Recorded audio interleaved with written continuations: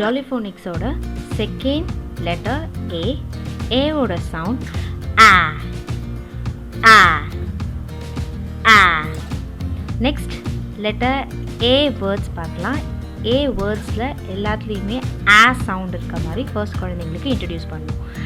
Apple apple, ant ant, arrow arrow. இதே மாதிரி இன்னும் ஒரு சில வேர்ட்ஸ் எல்லாம் நம்ம குழந்தைங்களுக்கு ஆ சவுண்டில் வந்து கொடுத்தா அவங்களால ஈஸியாக வந்து ஐடென்டிஃபை பண்ண முடியும். ஃபோனிக்ஸ் சாங் வந்து நெக்ஸ்ட் வந்து நம்ம கொடுக்கலாம்.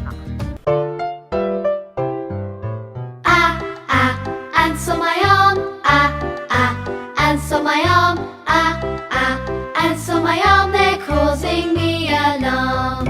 நெக்ஸ்ட் வந்து நம்ம குழந்தைங்களுக்கு பிளெண்டிங் கொடுக்கணும். பிளெண்டிங்னா என்ன அப்படின்னா சவுண்ட் யூஸ் பண்ணி வேர்ட்ஸை ரீட் பண்ண வைக்கிறது தான் பிளெண்டிங். ஸோ முன்னாடி நம்ம பார்த்த லெட்டர் வந்து லெட்டர் எஸ். எஸ்ஸோட சவுண்ட் அப்படி பார்த்துருக்கோம். நெக்ஸ்ட் வந்து ஏ. ஏவோட சவுண்ட் ஆ. இப்போது இந்த ரெண்டு சவுண்டையும் நம்ம கனெக்ட் பண்ணால் நமக்கு என்ன வேர்ட் வருது அப்படின்னு பார்க்கலாம். ஆ சா. நெக்ஸ்ட் ஆ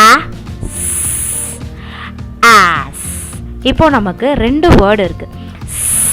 ஆ சா ஆ ஆஸ். இப்போது ரெண்டுமே வேர்ட் தானா அப்படின்னு பார்த்தா இல்லை. ஏன் அப்படின்னா நமக்கு சவுண்ட்ஸை ஜாயின் பண்ணும்போது எது நமக்கு மீனிங் கொடுக்குதோ அதை தான் நம்ம வேர்ட் அப்படின்னு சொல்கிறோம். அப்போது நமக்கு எஸ்ஏ வேர்ட் கிடையாது. பட் ஸ்டில் அதை நம்ம குழந்தைங்களுக்கு இன்ட்ரடியூஸ் பண்ணணும்.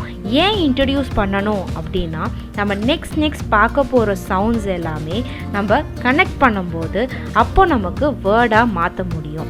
ஸோ சாங்கிறது வேர்ட் கிடையாது. பட் வேர்டை கன்வெர்ட் பண்ணுறதுக்காக நம்ம யூஸ் பண்ணுற ஒரு டெக்னிக் தான் பிகினிங்கில். நெக்ஸ்ட் ஆஸ் அப்படிங்கிறது வேர்டா அப்படின்னு பார்த்தா எஸ். நமக்கு ஆஸுங்கிறது வேர்ட் தான், ஏன்னா அதுக்கு மீனிங் இருக்குது.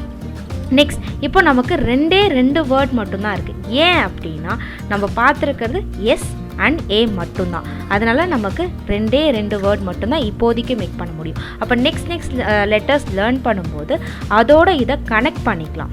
கனெக்ட் பண்ணும்போது இன்னும் நமக்கு லிஸ்ட் வந்து அதிகமாகும். ஸோ நெக்ஸ்ட் சவுண்ட் நாளைக்கு பார்க்கலாம். பாய்.